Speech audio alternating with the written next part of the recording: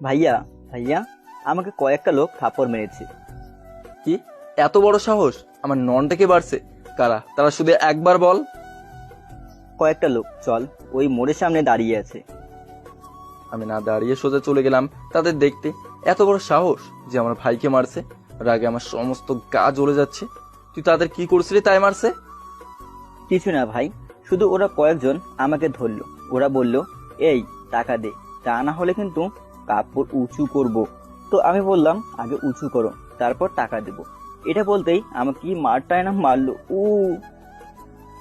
সাথে সাথে আমার পা আটকে গেল। আমি ননটার দিকে তাকালাম। কি হলো? চল, ওরা কিন্তু চলে যাবে। আমি আশেপাশে লাঠি আছে কিনা তাই খুঁজতেছি। আর আমি আমাকে নিয়ে যাচ্ছে হিজড়াদের কাছে বাঁশ দেবে বলে। আমি পাশে দেখে দেখে একটা লাঠি পড়ে আছে, দৌড়ে লাঠিটা তুলে নটাকে মারতে যাব, তখন হারামি বাই ছুট মারলো। আমি ওর পিছু পিছু ছুট লাগালাম। আর আমি এত ইচ্ছা যে হিজড়াদের সাথে অসভ্যতা আমি করে, তুই একটু দাঁড়া, আমি তোকে আজকে মেরেই ফেলবো। আমি ননটাকে তাড়া দিলাম।